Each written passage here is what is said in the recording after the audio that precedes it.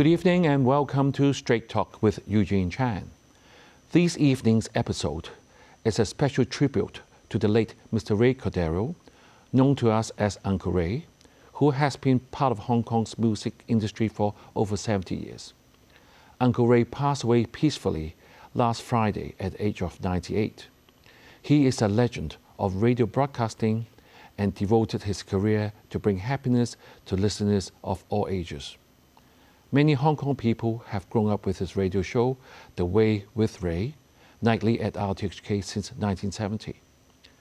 Amongst his many achievements, he was bestowed a Lifetime Achievement Award by RTHK, and the Guinness Book of Records named him the world's most durable DJ. Uncle Ray was also awarded an MBE from Queen Elizabeth II, as well as both the Bronze and Silver Bohemian Star medals from the Hong Kong SAR government. Here's my conversation with Uncle Ray in the summer of 2021. Hello, Uncle Ray. Hey, welcome. Thank you. Uncle Ray, Yes. Tonight's show is a tribute to you for your lifelong contribution to the music scene in Hong Kong. You have devoted your career to bringing happiness to many listeners of all ages who have come from all walks of life. Many I have talked to have told me that they have grown up with your show, which has been going on every week, especially The Way with Ray, nightly from 10 p.m. to 1 p.m. at RTHK since 1970. Thank you for having us at your home, and thank you again. Most welcome, Eugene. Most welcome. I'm happy that you're in my home because you're surrounded with the things that I love most in my life. Beautiful music and beautiful songs from all my favorite singers and musicians. Yes, Uncle Ray, we were talking about how much people have listened to your music and been influenced by you over the last 60, 70 years. What is your feeling on that? You have no idea how happy I can be with so many people I know that out there listening, and it's my job to transfer the kind of music that I like to their ears. And if they accept it, then I'm very happy. Yeah, you know, a lot of people will listen to the stories behind, and they'll be inspired by the lyrics, don't they? Well, that's part of the disc jockey's work, to discover more about the artists. Yes. And why they have chosen the song to record. And then my part is to transfer what they think to on the air, so it'll get to the ears of the listeners. Mm-hmm. Uncle Ray, I think I have been surrounded by a lot of records, and I read in your book it has like over 20,000 vinyl records. Absolutely. Do you have any favorite albums that you play a lot of times? That is a question I've been asked many times, and I'm afraid I don't have the answer because there's so many vinyl records. One that you might play most? Yeah, most. Well, you say I like big band music. Well, I like Glenn Miller, Artie Shaw, Benny Goodman, you know, and I'm more lately Count Basie. Right. So all my life has just been filled with beautiful music. So if I'm going to ask you, who's your favorite musician? Would you be able to give us some sort of names? Can I? More than one name? Can I put it this way? I started liking Glenn Miller. Right. And then I moved on to Benny Goodman. Mm-hmm. And from Benny Goodman to Artie Shaw for very, very, very special reasons, mm-hmm. because they each have their favorite style. Mm-hmm. And their style will have to please my style so that I can listen to them as much as I like at home. I'm sure there will be some music that is not your favorite that you may not like as much. How do you deal with the music? I mean, do you still play them, or you will play them on request by the if the listeners request, I'll play them. Right. But if nobody requests, I'll just put it aside. To the digital music be able to sort of reproduce the quality that the vinyl records can do? It's more or less. Nowadays, in this modern world, everybody has a handphone. Right. And most of them will listen to the handphone, not at home. So my joy and my thankful to all these people is that if they listen at home, they'll hear the ultimate end of the music through their own speakers, rather than a small little handphone Right, that they're I see. holding. Okay. So that's a big difference. You know, through your career, I mean, I've been admiring a lot of the memorabilia that you have in here. And I know that you have interviewed many celebrities, international renowned singers. May I just list some of them, including Frank Sinatra, the Beach Boys, the Beatles. I think you have interviewed them 4 times. Cliff Richard, Elton John, the Carpenters, Ella Fitzgerald, Peter, Paul and Mary, Patti Page, Boney M, Nyla Richie, Quincy Jones, Connie Francis, Paul Anka. The list goes on. You're running out of breath. Yes, I've met them all, and they're all wonderful people. Are they nice off the camera as well? Well, the thing is, it depends on what sort of personality you have.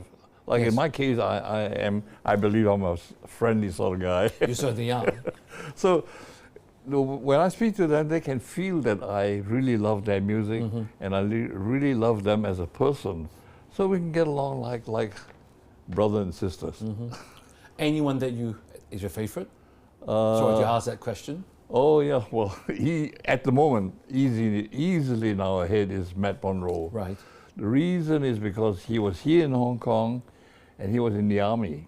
And of course, we have this big program called Beginners Please for the army people, you know. And every week he takes part and he wins. So after a while, nobody wanted to join because he's going to win. Right. So I had to put a special 15 minutes of Matt Monro sings, so that he has his own show, and people will start to come in again. Right. You know, as someone who have witnessed decades of growth of the music scene worldwide, not only just Hong Kong, what makes you think is the most defining moments in radio music development? That's a very difficult and personal question. In the first place, I like what I like, but I sort of had to transfer what I like to the hearts of the people listening into my show. Right. Some of them may like, some of them may reject that. So hopefully I please most of them and get along quite well. Otherwise I won't be around for 70 years. Right. But how about, say, for Hong Kong? What happened in Hong Kong's music industry that you think will be sort of a defining line that says people have changed the flavor completely? Maybe I mean, Western music is very popular at one stage, but then things have changed, haven't they? They certainly have. I'm lucky to say that I'm in the music full-heartedly. Yes. I've seen the development and how it changes. Like, for example, Sam Hui. Right. Sam Hui, he changed the whole scene when he came along, and he started to switch from English to Cantonese songs. Right. So it became canto pop. Canto pop. Is it 鬼馬雙星 at the time? 鬼馬雙星 is the first one, and of course he and his brother Michael, somehow they liked me, and I got into their shows. And Michael Hui's version was that Uncle Ray is bringing us luck, so we must have him on our show. Is that right? That's my anyone of the canto pop star that you can remember have made such a big difference?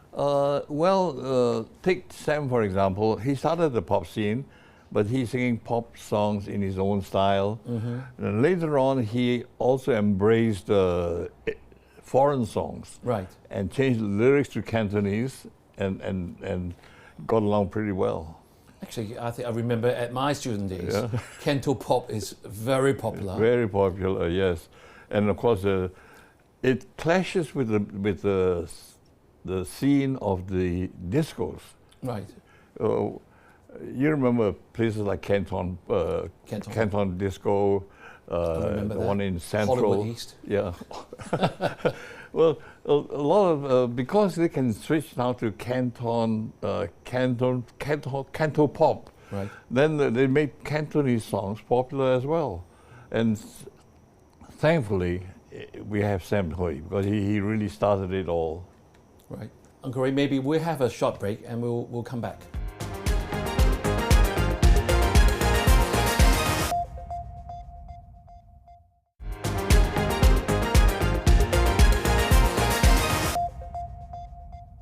in the first part, we talk about a lot of memories, and I'm sure many of our viewers, actually, one of my patients has asked me to interview you because he thinks you are a legend in her eyes. So I've done it for you.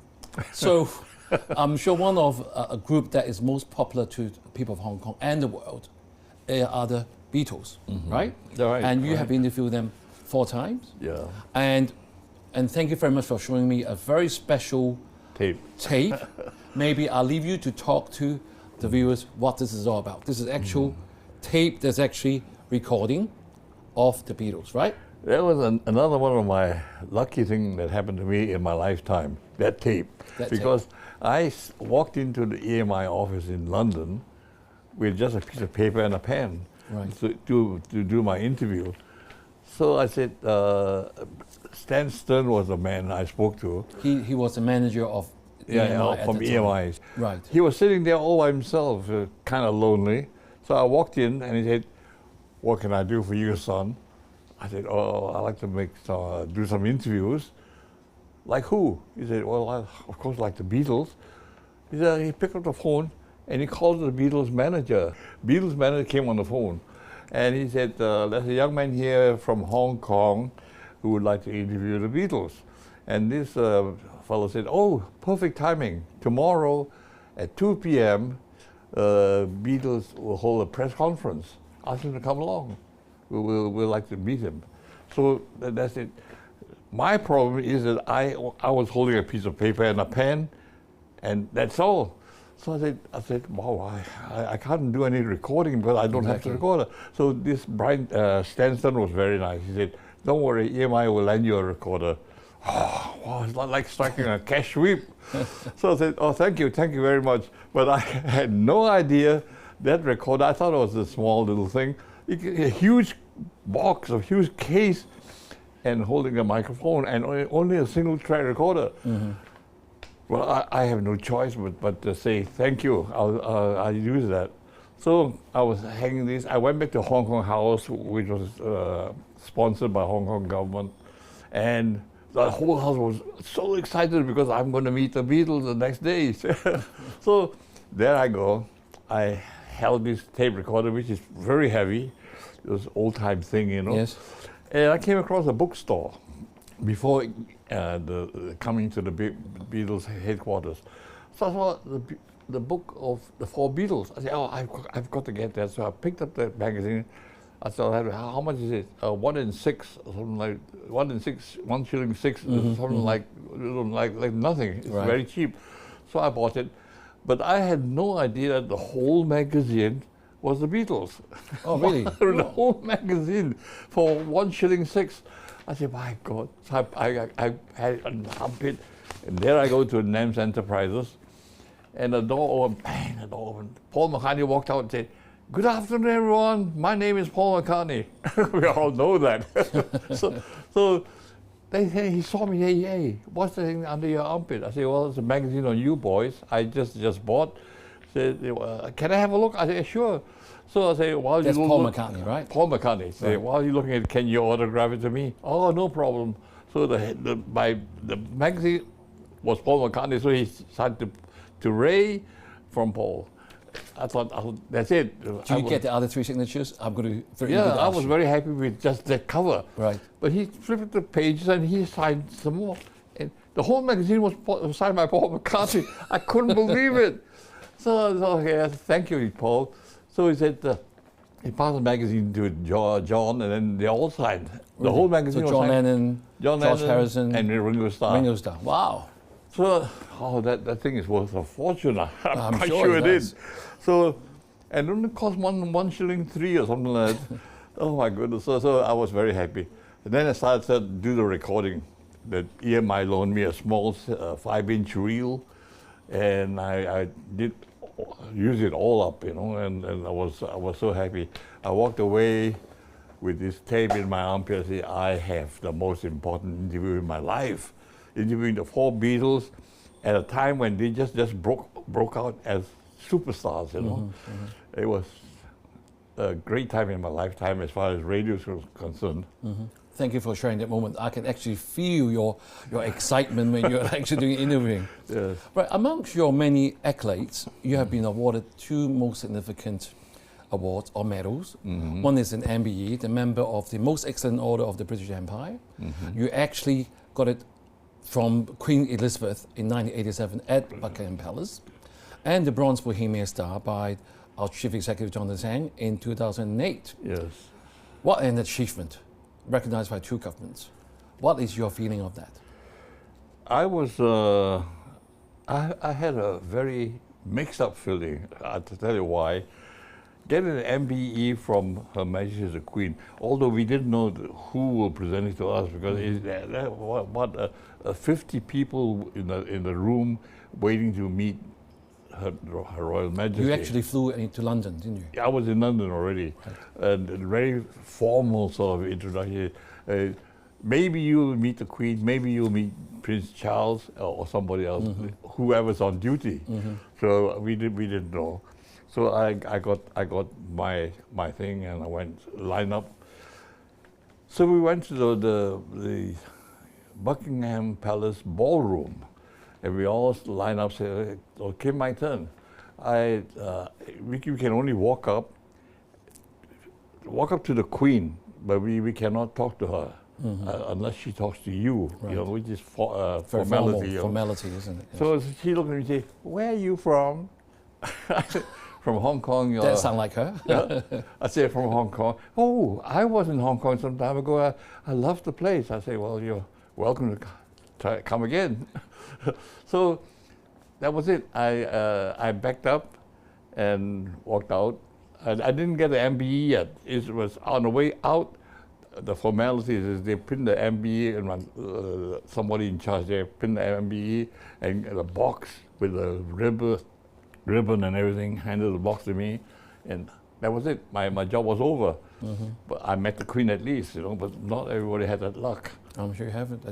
You know, Uncle Ray, I know that people in Hong Kong who are all also have done so much for Hong Kong that is recognized by 2 governments, by the Hong Kong government at the British colony time, as well as the Chong Special Administrative Region. But there's one thing I'm sure no one can surpass you, because you also had an award in honor of the King. Do you know who that is? Can you remember? Well, come again? That's from the King of Rock and Roll, Elvis Presley. Oh, sorry. You had recognized by the Elvis Presley Enterprises for your support of Elvis and the Hong Kong chapter of his fan club. For over 30 years. Yep, you actually went to Tennessee to receive the record, Yes. the award. I went with the Elvis Presley fan club, the president and vice president and all. We were all there, and but then of course they had shows. The 4 gentlemen who backed up Elvis Presley, the vocal group, they were all there as well, and came to a lady presenter who presented one show after another. Came to the final show was me, and then he said, "We have a very, very long-time visitor from Hong Kong, who is an Elvis Presley supporter, and we have a souvenir for him. Let's welcome Ray Cordero." So I stood up, everybody applauded. So I went up to the microphone, and I held this plaque that he gave me. I said, "Well, I have an MBE from Her Majesty the Queen, and now I have this from the King." Everybody, wow, 300 Elvis Presley. That's why I said this record cannot be surpassed by anybody, by the 2 governments, also by the King. Elvis Presley, who else, you know? So that was the 2 moments of my lifetime that I can never forget. Uncle Ray, don't forget something that we have in common that we feel very dear to is RTHK, because in 1997, you had the Lifetime Achievement Award presented to you by Paul Anka. Yes. That's special, isn't it? That's another story. Paul Anka came to Hong Kong to perform. Right. And RTHK approached him and asked if he could present the Lifetime Achievement Award for 2 of RTHK's veterans. One was me, and the other was Zhong Wei-ming. Oh, Zhong Wei-ming. You know Zhong Wei-ming. Yes. He's a very, very good, he's a gentleman with a nice, deep voice.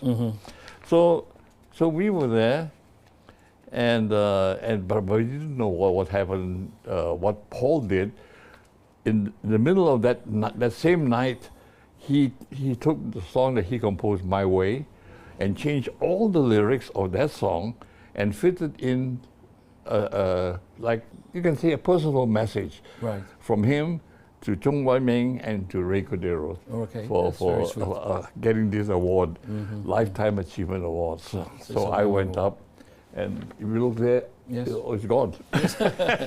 Anyway, we'll show that to the viewers. That's right. Great. We are now coming at the last part of the show, so we're going to ask you for a question. You're going to sort of answer me with short answers. You know, you have been a legacy to many local stars. I know Francis Yip, Albert Lau, Sam Hui, you mentioned earlier, Sandra Lam, Ronald Chang, the later time, Alan Tam, the winners, Jackie Chung, Teresa Carpia, Roman Tam, Joe Jr., Teresa Tang. Out of all of them, who is the most hardworking person, do you think, in your view? Interview, it's got to be Matt Monroe. Right. Because I was with him from the very, you can say, day one. But how about local stars? Local stars, well, I couldn't resist but mention Sam Hui. Sam Hui is because he really started to introduce canto pop, and he had canto pop. He had Cantonese music added onto the music he composed, and he was a monster hit in Hong Kong. Right. That's the start. Uncle Ray, you know, for other people who retire at age of 96, I'm going to say to you, we wish you a happy retirement. But with a person like yourself, Uncle Ray, who's still full of energy, I know you've got some plans for our music industry.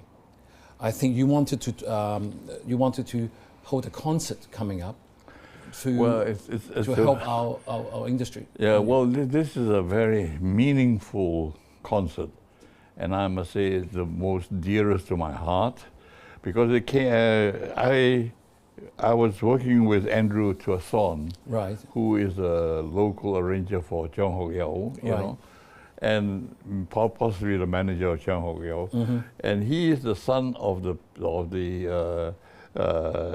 Bading. He's the band leader for the Hilton Ballroom, the Hilton on the. I went there. Anyway, at the top floor, and. So when would that be, Uncle Ray? Well, coming up very soon. Hopefully before I make 100, because we look forward to having that. Yeah, so it's going to be a fabulous concert because all the most important singers in Hong Kong and around Hong Kong, like from Australia, Francis Yip is from Australia, and Chopsticks and all that. They will all be there. And help falling in love.